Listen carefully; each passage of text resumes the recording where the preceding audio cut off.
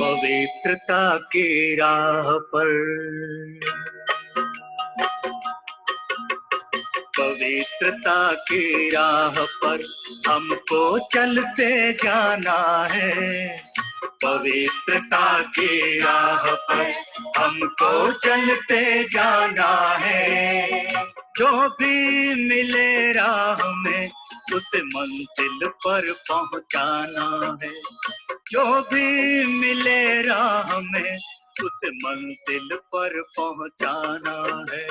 पवित्रता की राह पर हमको चलते जाना है। पवित्रता की राह पर।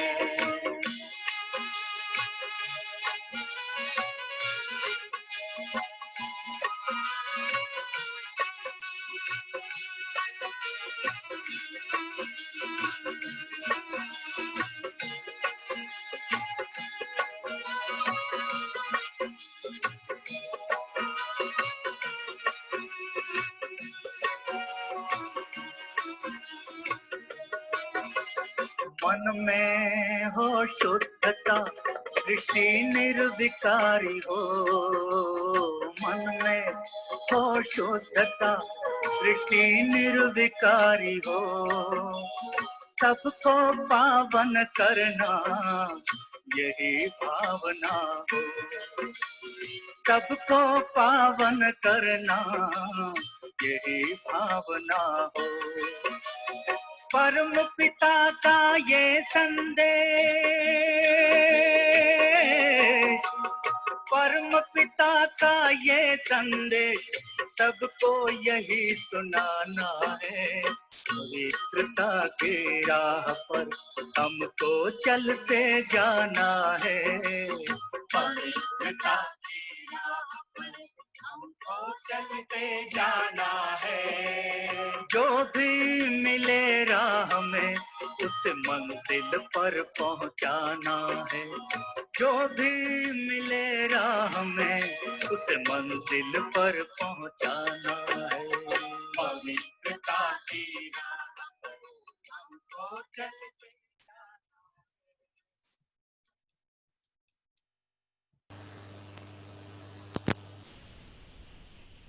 ओम शांति।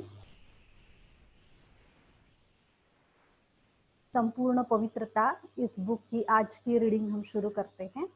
कल बाबा ने कहा था कि शिव बाबा को अपना साथी बनाना है। खास डबल विदेशी भाई बहनों के लिए भी बाबा ने कहा था, क्योंकि कंपनी और कंपेनियन। आज बाबा ने कहा है कि कंपेनियन के साथ साथ उसे कंबाइंड भी रखना है। तो आज हम शुरू करते हैं। बाबा ने कहा, बाप को कंपेनियन तो बनाया है, लेकिन कंपेनियन को कंबाइंड रूप में अनुभव करो। कंपेनियन को कंबाइंड रूप में अनुभव करो। बाप दादा ने देखा कि जब कंपेनियन बनाने से भी काम नहीं चलता, कभी कभी फिर अकेले हो जाते हैं। बाबा कहते हैं कि शिव बाबा को अपना कंपेनियन भी बनाया है, लेकिन फिर भी कभी कभी क्या हो जाता है, अकेले हो जाते हैं। और भी क्या युक्ति अपनाएं? कंपेनियन बनाने के बाद भी अगर अकेले हो जाते हैं तो बाबा ने कहा फिर क्या युक्ति अपनाएं? कंपेनियन बनाया है लेकिन कंबाइंड नहीं बने हैं। कंबाइंड स्वरूप कभी अकेले नहीं होते हैं। बाबा कहते हैं कंपेनियन तो बनाया है, लेकिन और क्या युक्ति रचनी है? तो शिव बाबा को कंबाइंड बनाना है, कंबाइंड स्वरूप में रहना है, उसकी अनुभूति करनी है। कंबाइंड स्वरूप कभी अलग नहीं होता। कंपेनियन से कभी कभी फ्रेंडली क्वारल भी हो जाता है तो अलग हो जाते हैं। कभी कभी कोई ऐसी बात हो जाती है तो बाप से अकेले बन जाते हैं। बाबा कहते हैं कि कभी कभी ऐसे होता है कि कुछ क्वारल हो जाती है तो अकेले भी हो जाते हैं, लेकिन अगर कंबाइंड रखेंगे तो फिर ऐसे नहीं होगा। कभी कभी कोई ऐसी बात हो जाती है तो बाप से भी अकेले बन जाते हैं। तो कंपेनियन तो बनाया है, लेकिन कंपेनियन को कंबाइंड रूप में अनुभव करो। अलग हो ही नहीं सकते, किसकी ताकत नहीं जो मुझ कंबाइंड रूप को अलग कर सके। ऐसे अनुभव बार बार स्मृति में लाते लाते स्मृति स्वरूप बन जाओ। बार बार चेक करो कि कंबाइंड हूं, किनारा तो नहीं कर लिया है। जितना कंबाइंड रूप का अनुभव बढ़ाते जाएंगे उतना ब्राह्मण जीवन बहुत प्यारी मनोरंजक अनुभव होगी। बाबा कहते हैं जितना शिव बाबा के साथ कंबाइंड स्वरूप का अनुभव करेंगे तो ये ब्राह्मण जीवन की बहुत मनोरंजक, बहुत प्यारी अनुभव होगी। तो ऐसी होली मनाने आए हो ना कि सिर्फ रंग की होली मनाने, तो बाबा कहते हैं कि ऐसी होली मनाएंगे, ये बहुत अच्छा लगेगा ना कि बाबा के साथ सदा हम कंबाइन रहे। कि सिर्फ रंग की होली मनाकर कहेंगे कि होली हो गई। सदैव याद रखो, संग के रंग की होली से होलीएस्ट और हाईएस्ट सहज बनना है। होलीएस्ट और हाईएस्ट बनने का सहज उपाय है। क्या कहा बाबा ने कि संग के रंग की होली, सदा बाबा के साथ हमें कंबाइंड रहना है। सदैव याद रखना है कि संग के रंग की होली से ही हम हाईएस्ट और होलीएस्ट बन सकते हैं। सदैव याद रखो, परमात्म संग कभी मुश्किल का अनुभव नहीं कराता है। बाप दादा को भी बच्चों का मेहनत या मुश्किल अनुभव करना अच्छा नहीं लगता है। बाबा कहते हैं कि बाबा को ये बात अच्छी नहीं लगती है कि है शिव बाबा के बच्चे और सदा साथ देने के लिए वो तैयार है, फिर भी बच्चे अकेले हो जाते हैं और फिर क्या करते हैं, मेहनत करने लग जाते हैं।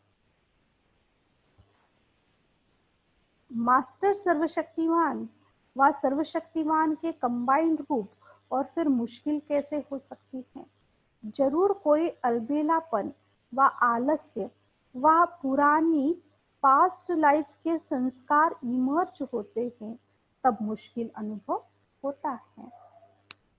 जब मर्जीवा बन गए तो पुराने संस्कार की भी मृत्यु हो गई। पुराने संस्कार इमर्ज हो नहीं सकते। बिल्कुल भूल जाओ, ये पुराने जन्म के ब्राह्मण जन्म के नहीं है।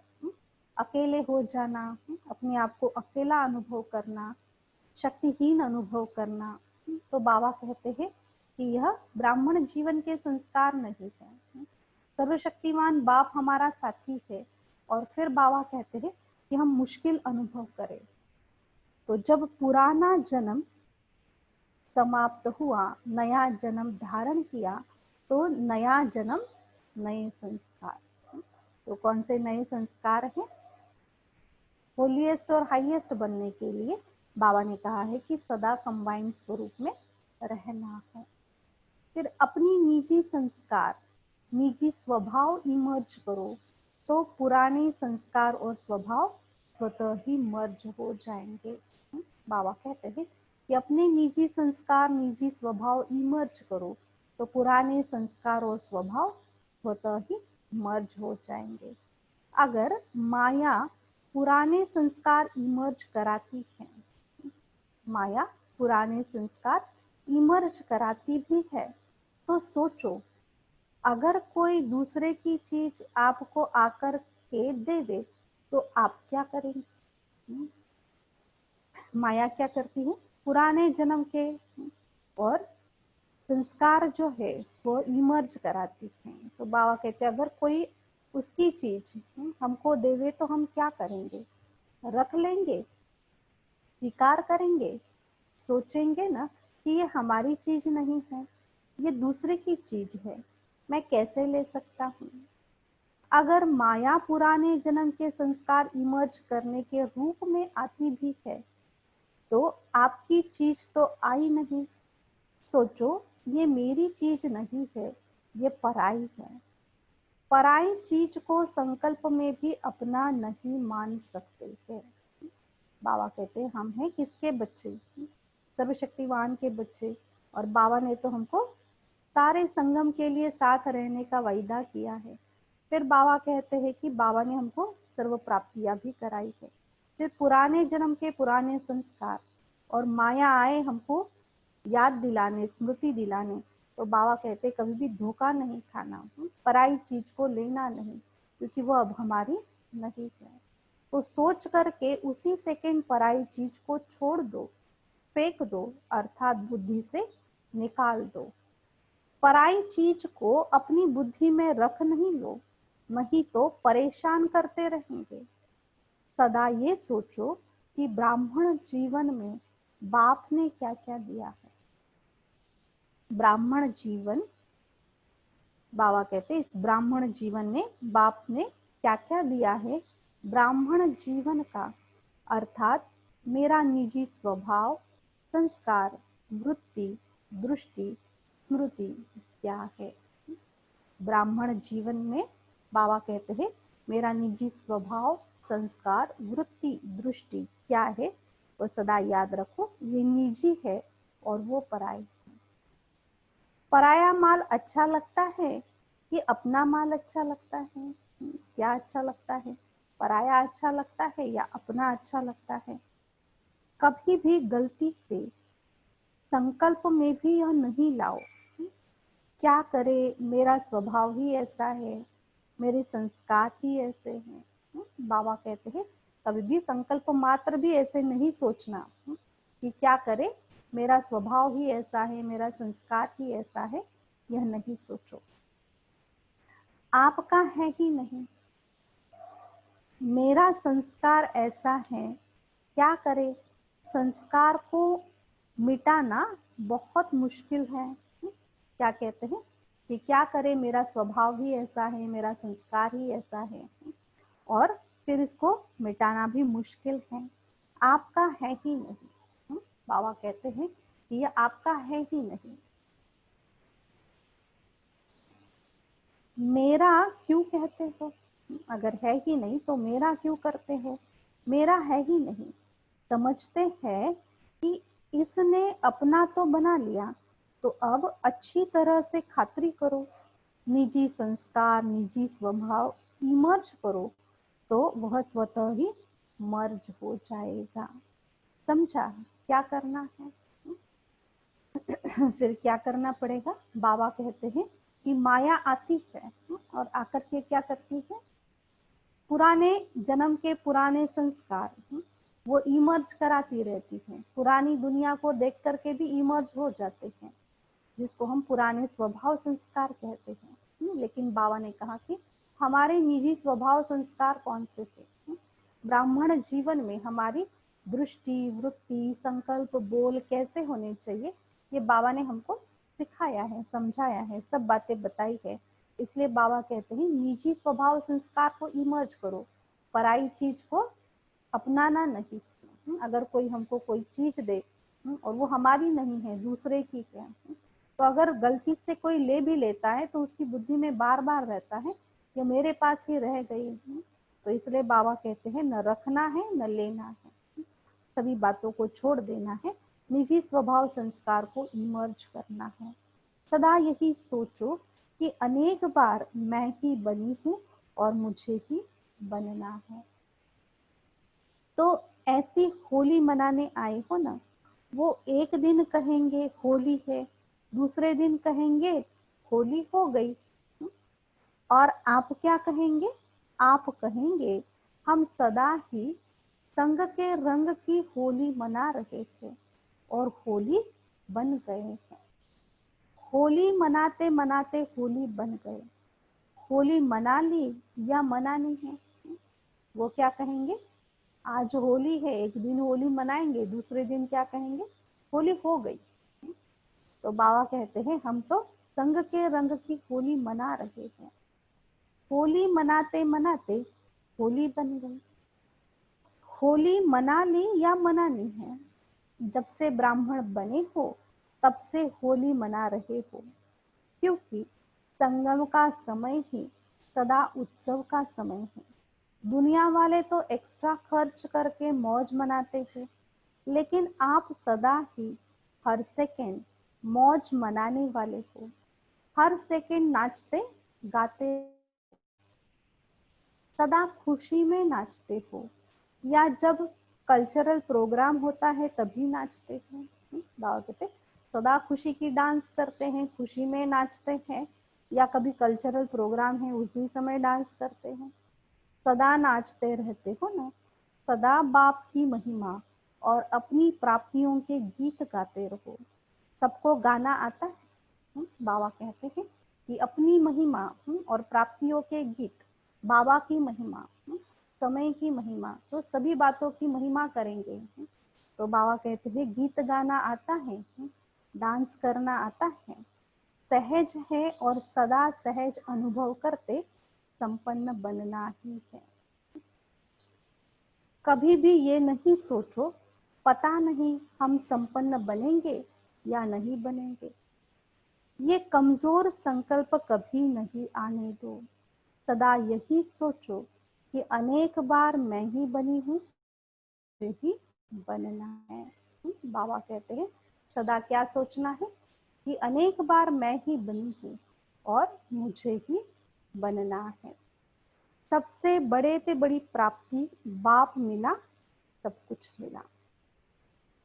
संगम युग को कौन सा विशेष वरदान मिला हुआ है? संगम युग को विशेष वरदान है सहज प्राप्ति का। मेहनत कम और सफलता ज्यादा, इसलिए आपके योग का नाम भी है सहज योग। जितना प्राप्ति कर रहे हो उसके अंतर में मेहनत क्या है? बाबा कहते हैं प्राप्ति कितनी है और मेहनत कितनी है, त्याग कितना है, भाग्य कितना है। तो जितनी प्राप्ति कर रहे हो उसके अंतर में मेहनत क्या है। बिना मेहनत के सदा काल के लिए सर्व प्राप्ति करने के अधिकारी बन गए। सबसे बड़े से बड़ी प्राप्ति संगम युग पर बाबा कहते हैं इतनी सारी प्राप्तियां हुई है, उसका आधार क्या है? सबसे बड़े से बड़ी प्राप्ति बाप मिला, सब कुछ मिला। तो बाप सहज मिला या मुश्किल मिला? कैसे मिले बाबा? तो बहुत सारे बच्चे ये अनुभव करते हैं कि बाबा ने हमको ढूंढा या हमने बाबा को ढूंढा। बाबा तो हमेशा पूछते हैं ना बच्चों को। तो बाबा कहते हैं सहज मिला या मुश्किल से मिला, मेहनत करनी पड़ी, घर बैठे मिला, कोई खर्चा किया? बाबा कहते कोई खर्चा किया? खर्चा करने की भी मेहनत नहीं करनी पड़ी। आप लोगों ने आधा कल्प मेहनत की, लेकिन मेहनत से बाप नहीं मिला। लेकिन कैसे मिला? आधा कल्प तो मेहनत की, अभी तो बाबा कहते हैं संगम पर घर बैठे बाबा मिला। बाप को ढूंढने की कोशिश की, लेकिन बिना परिचय ढूंढ नहीं सके, और बाप ने सहज ही ढूंढ लिया, चाहे कितने भी दूर चले गए। विशेष वरदान है सहज प्राप्ति का। याद करना मुश्किल लगता है या सहज लगता है? तो जो सहज होता है वो स्वतः ही निरंतर होता है। तो निरंतर सहज योगी हो।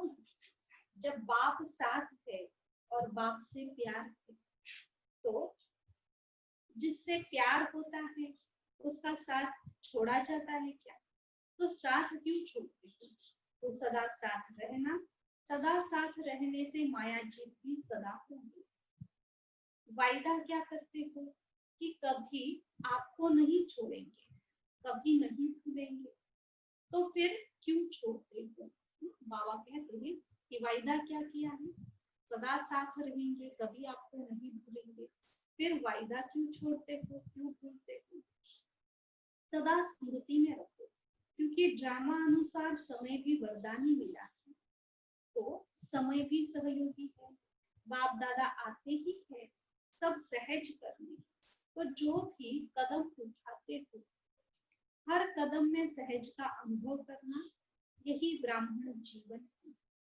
क्योंकि बाप सर्व प्राप्तियों के भंडार भरपूर कर देते हैं, तो जहाँ प्राप्तियों का भंडार भरपूर है वहाँ कोई बात मुश्किल नहीं है। सर्व शक्तियों का भंडारा भरपूर है। जो नॉलेजफुल है उसके सर्व खजानों से भंडारे फुल है। अगर कोई कमी है, चाहे शक्तियों में, चाहे गुणों में, किसी भी खजाने में कमी है, तो नॉलेज की कमी। तो बाप समान बनना है तो चेक करो कि किस खजाने की कमी है और उसको भरते जाओ। तो बाबा ने कहा कि बाप मिला सब कुछ मिला, सर्व प्राप्तियां मिली। सभी ने होली मनाई कि अभी मनानी है। होली मनाना अर्थात होली बनना। ब्राह्मण जीवन की विशेषता ही है होली अर्थात पवित्रता। पवित्रता की विशेषता से ही अभी भी महान हो और सदा ही महान भी हो। प्यूरिटी सहज लगती है या मुश्किल लगती है? तो पवित्रता धारण कर ली है या पवित्रता धारण करने में अभी टाइम चाहिए? सब विकार चले गए? बाबा पूछ रहे हैं, सब विकार चले गए या थोड़ा अंश रह गया है? पांडवों को कभी क्रोध आता है? माताओं को मोह आता है? संपूर्ण पवित्र अर्थात अपवित्रता का अंश मात्र भी न हो। क्योंकि जितनी पवित्रता है उतनी ब्राह्मण जीवन की पर्सनालिटी है। अगर पवित्रता कम तो पर्सनालिटी कम। ये प्यूरिटी की पर्सनालिटी सेवा में भी सहज सफलता दिलाएगी। कोई भी पर्सनालिटी का प्रभाव पड़ता है ना, तो सबसे बड़ी पर्सनालिटी है प्यूरिटी की। अगर एक विकार भी अंश मात्र है तो दूसरे साथी भी उसके साथ जरूर होंगे। जैसे आप लोग दूसरों को कहते हो ना कि जहाँ पवित्रता है वहाँ सुख शांति है। अगर पवित्रता नहीं तो सुख शांति नहीं। जैसे पवित्रता का सुख शांति से गहरा संबंध है, ऐसे अपवित्रता का भी 5 विकारों से गहरा संबंध है। इसलिए कोई भी विकार का अंश मात्र भी न रहे, इसको कहा जाता है पवित्रता। तो ऐसा ही लक्ष्य है ना, या थोड़ा थोड़ा रह गया तो कोई बात नहीं। तो सदा लक्ष्य को सामने रख, लक्षण प्रमाण, लक्षण धारण करते उड़ते चलो। जब सभी कहते हो नंबर 1 आना है, कोई 2 नंबर नहीं करेंगे, तो किस आधार से नंबर 1 बनेंगे? पवित्रता के आधार से। तो नंबर 1 योर बने। अच्छा, फिर बाबा ने कहा है माया जी अर्थात समर्थ सम्राट आज सर्व बच्चों के दिलाराम बाप अपने चारों ओर के सर्व राज दुलारे बच्चों को देख रहे थे। हर एक बच्चा दिलाराम के दुलार का पात्र है। यह दिव्य दुलार परमात्म दुलार टूटों में कोई भाग्यवान आत्माओं को ही प्राप्त होता है। अनेक जन्म आत्माओं व महान आत्माओं द्वारा दुलार अनुभव हुए।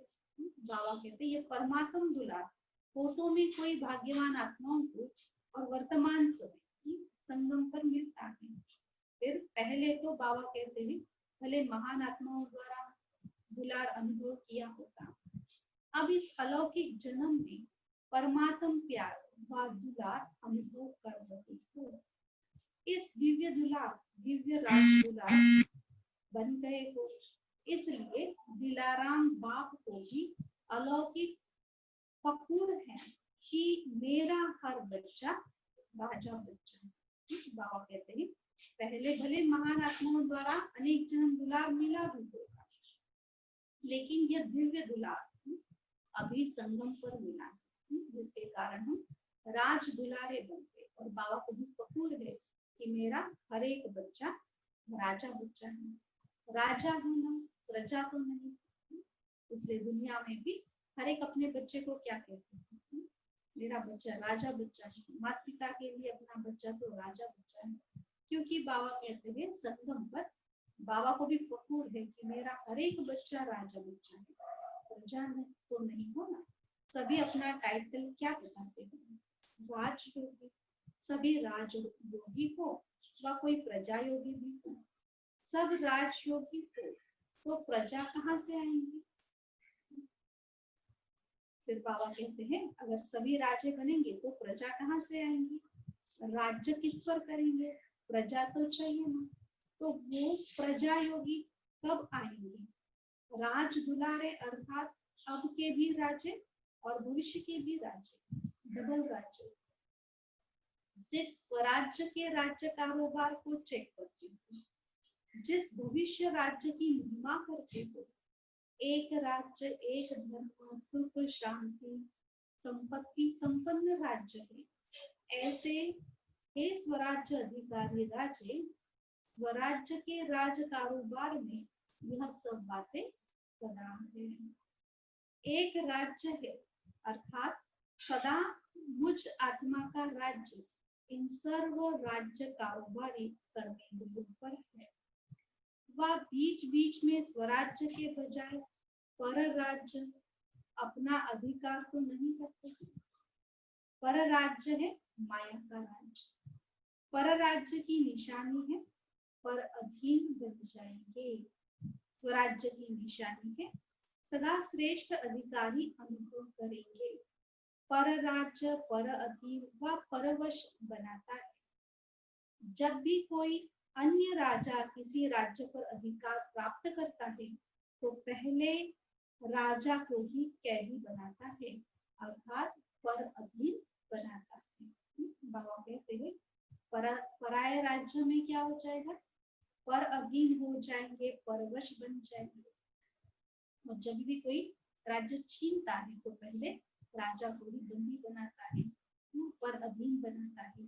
तो चेक करो कि एक राज्य है, जब बीच बीच में माया के राज्य अधिकारी आप स्वराज्य अधिकारी राजाओं को व आपके कोई भी कर्मेंद्रियों रूपी राज कारोबारी को परवश तो नहीं बना देते। बाबा कहते हैं तो बीच बीच में चेक करना है कि हमारा राज्य कैसे चल रहा है। तो कोई बात हमको या हमारी कर्मेंद्रियों को पराधीन तो नहीं करती है, परवश तो हम नहीं हो जाते। तो एक राज्य है व दो राज्य है। आप स्वराज्य अधिकारी का लॉ और ऑर्डर चलता है व बीच बीच में माया का भी ऑर्डर चलता है। एक का राज्य है या बीच बीच में माया भी इंटरफियर करती है, इस बात को चेक करें। साथ साथ एक धर्म, धर्म अर्थात धारणा, तो स्वराज्य का धर्म व धारणा एक कौन सी है। बाबा ने कहा है कि एक ही राज्य है। हम स्वराज्य अधिकारी आत्माएं हैं, माया बीच बीच में इंटरफियर न करे। कभी स्वराज्य अधिकारी कभी पराधीन हो जाए, ऐसे नहीं। तो बाबा ने कहा कि हमारा राज्य ठीक चल रहा है, इसको ठीक चलाने के लिए कौन सी मुख्य धारणा है, तो वो है पवित्रता। मन वचन कर्म संबंध संपर्क सब प्रकार की पवित्रता, इसको कहा जाता है एक धर्म अर्थात एक धारणा। स्वप्न मात्र संकल्प मात्र भी अपवित्रता अर्थात दूसरा धर्म नहीं, क्योंकि जहाँ पवित्रता है वहाँ अपवित्रता अर्थात व्यर्थ व विकल्प का नाम निशान नहीं होगा। ऐसे समर्थ सम्राट बनी हो वह ढीले ढाले राजा व कभी ढीले कभी सम्राट, कौन से राजा। अगर अभी छोटा सा एक जन्म का राज्य नहीं चला सकते तो 21 जन्म का राज्य अधिकारी कैसे बन सकेंगे। 21 जन्म का राज्य अधिकार प्राप्त करना है तो उसका अधिकार तो उसका आधार तो स्वराज्य अधिकारी है। तो बाबा कहते हैं कि एक अपना छोटा सा राज्य नहीं संभाल सकते हैं तो फिर विश्व राज्य अधिकारी कैसे बनेंगे। संस्कार अब भर रहे हैं, अभी के श्रेष्ठ संस्कार से भविष्य संस्कार बनेगा। तो अभी से एक राज्य एक धर्म के संस्कार भविष्य संसार का फाउंडेशन है। बाबा ने आगे कहा है स्वराज्य अर्थात अखंड सुख शांति संपन्न साम्राज्य। तो चेक करो, सुख शांति संपत्ति अर्थात सदा हद की प्राप्तियों के आधार पर सुख है व आत्मिक अतीन्द्रिय सुख परमात्म सुखमय राज्य। साधन व सैल्वेशन व प्रशंसा के आधार पर सुख की अनुभूति है व परमात्म आधार पर अतीन्द्रिय सुखमय राज्य है। इसी प्रकार के अखंड शांति किसी भी प्रकार की अशांति की परिस्थिति अखंड शांति को खंडित तो नहीं करती। अशांति का तूफान चाहे छोटा हो चाहे बड़ा हो, लेकिन स्वराज्य अधिकारी के लिए तूफान अनुभवी बनाने की पूर्ति कला का तोहफा बन जाए, लिफ्ट की गिफ्ट बन जाए, इसको कहा जाता है अखंड शांति। तो चेक करो, अखंड शांति में स्वराज्य है। तो बाबा कहते हैं कि चेक करना है कि हमारा यहाँ का राज्य कैसे चल रहा है, हमारे राज्य का वाणी, हमारी कर्मेंद्रियां कितनी ऑर्डर प्रमाण चल रही है। अगर इस एक छोटे से जन्म का राज्य भी ठीक से नहीं चल रहा है तो भविष्य 21 जन्मों के राज्य अधिकारी हम कैसे बन सकते हैं। तो इसलिए बाबा ने कहा कि ये चेक करना है कि क्या हमारा राज्य ठीक चल रहा है, पवित्रता संपन्न हमारा जीवन है। क्योंकि आज बाबा ने कहा था कि जहाँ पवित्रता है वहां ही सुख शांति है। तो देखना है, क्योंकि भविष्य का राज्य हमारा कैसे होगा, सुख शांति संपन्न होगा, वहां सभी प्रकार की स्थूल और सूक्ष्म प्राप्तियां। तो यहाँ पर बाबा कहते हैं अखंड राज्य है या खंडित होता है, कभी कभी माया इंटरफियर तो नहीं करती है। तो सब बातों को चेक करना है। अच्छा, आज का रीडिंग हम यहीं पर समाप्त करते हैं। नमस्कार।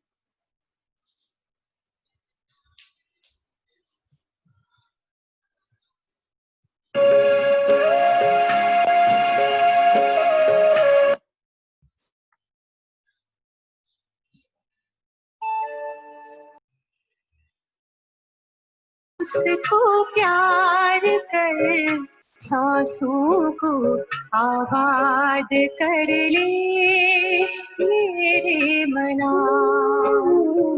शिव बाबा को याद कर, जी भर उसको प्यार कर, सांसों को आबाद कर ले मेरे मना।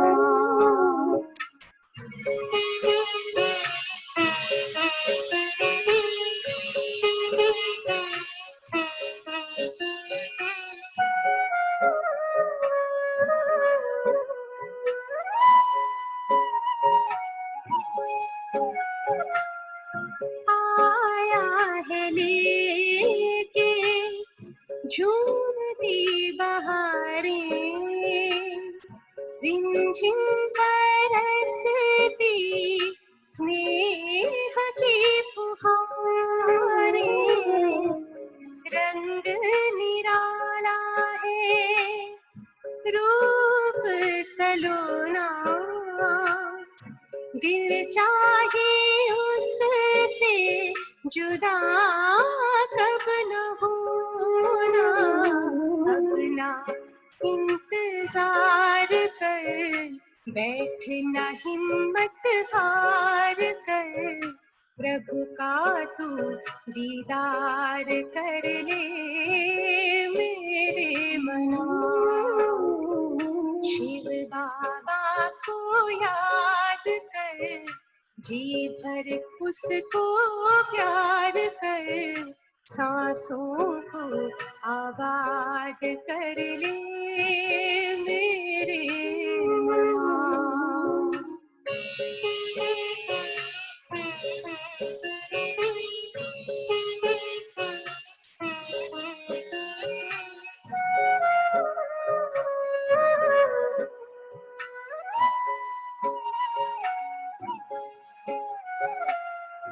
यादों की लहरों में जो लहराए,